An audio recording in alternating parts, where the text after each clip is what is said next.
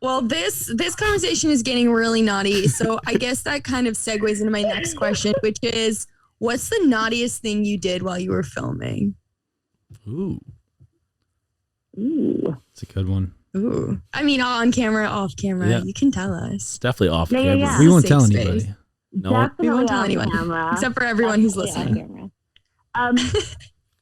You guys, let me think for a second. The naughtiest thing I did while filming, it's, this is such a cop-out, but I have to say it, like, going on this show felt like, to me, the naughtiest thing I could ever do in my entire life. It felt like lighting my house on fire and saying, let it burn. Is that because of your show, background? Yeah.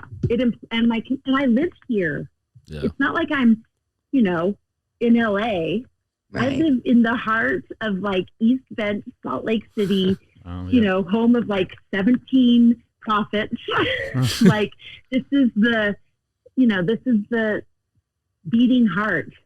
Look at my little, I forgot I had my pin on. Oh, it's so cute. Happy side. So going on the show, even being associated with the show, I knew was just kind of like a ripcord. And that's the truth of it. So, because what I was going to say is drinking on camera. I had never publicly drank before. My children had never seen me consume alcohol. Wow. I had never, another weird thing, is I had never worn anything in public that didn't have a cap sleeve and didn't go to my knees. Oh, wow. So to go to the first time I wore an outfit, the first time I wore an outfit that exposed my shoulder was like, I think episode 2 or 3. And that was like the naughtiest thing I'd ever, like that's like a big deal. Naughty things, Yeah. So for everybody listening who's not aware of Heather's background, she was a devout Mormon growing up in Salt Lake City, and she was married to Mormon royalty for about 11 years, right? And she has since then in total, actually 14 in total, and she has since kind of distanced herself from the Mormon community. She's kind of like a good Mormon gone bad. So for anybody listening who wasn't aware of what was going on there in the Mormon community, it's not cool to drink, it's not cool to show your shoulders. And Heather, you went ahead and just were like, yeah, I'm doing it, don't care. Yeah. But what made you like? Did it all. What made you just say like kind of fuck it, and like like what you grew up on, like all these like basically like what made you just say like I don't care anymore, I'm just gonna do what I want? It was a slow bleed like to get to it, but it was really when the things that really propelled it, I should say, or motivated it, were my kids, because they became of age. And they're like, I can hear them in the background. Shut up, I'm on TV. I don't care. There's so many listeners. No. I'm filming right now, Georgia, for like 6 people. Wait, should I introduce? Hi, kids. You'll see me in Salt Lake. What's up, girls? Like, literally, don't be like, this is Alex and Anastasia from below deck. It'd be like, you'd be like, motherfuckers. They're respectful. They are respectful kids. But it was a slow thing, but then like they started to become of age, and you start to really police your kids in this community especially with social media, because if they are putting pictures out there with their so basically when you become an adult kind of in the Mormon community and you get married in the temple, you wear sacred temple garments that cover the majority of your body, and you wear these as your underwear. You wear these beneath your underwear. So you put on, basically, as a woman, every morning I would wake up and I would sleep in them, but you'd put on fresh ones, so you like shower, you put on a fresh t-shirt and kind of like a bike short, and you wear that under anything and everything you wear. So if I wanted to wear like a dress like this, I could, but I'd have to wear like a t-shirt underneath it. Wow. And so that's like a very common fashion thing, or like a jacket over it. So, I bet my mom wishes she could make me do that when I was a teenager. That's the thing. So then I have these 3 daughters that are starting to like dress, and the styles are like cropped and short and body acceptance and like all these wonderful things that I am thrilled for them for. But I am telling them, well, they can't, for sure, they can't wear anything sleeveless to church. And for sure, if we're going to a church activity, which is like 90% of our life was just like our church community and our activities and our friends and our, our service, because we do a lot of service. And so in all those situations, I was policing them, like pretty strictly, like cover your shoulders, shirt, shorts and skirts to the knee. And that felt weird, and that felt like that felt like I was faking as a mom, like Right. I didn't feel that or think that. And I hated it myself, like hated it. And at that point, I think I wasn't even wearing mine anymore, but nobody knew. Like I wasn't like going to the mall on the tube top, you know what I mean? Like I was still like maintaining the community decorum of like modesty.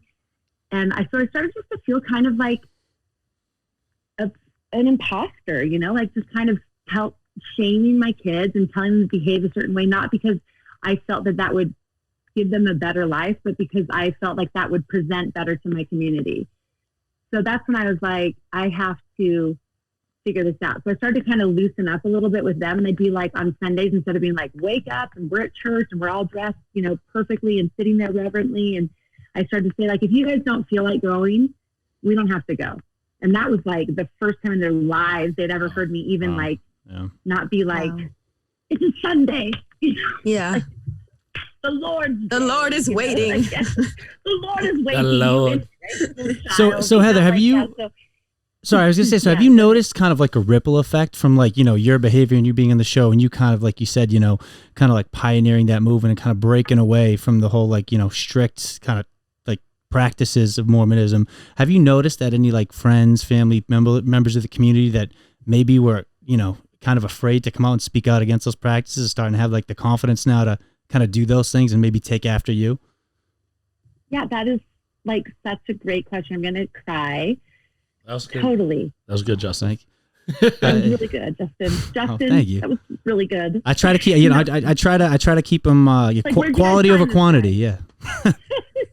Well, she's a role model for all, Absolutely. No, like truly, like I can tell you,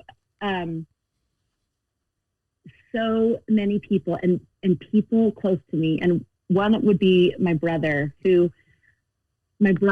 like I'm of 6 kids, and like I always say, like I'd rather chew my arm off than like not be a perfect Mormon in front of my siblings, or whatever. Like it's just like that is the family. It's not the religious code; it's the family code. Right. It is our family's code. So when I came out, we call it coming out. Like when I came out and kind of said, listen, I'm not living it anymore, and I'm not teaching it to my kids, and I might not ever go to church again. Like my brother came out.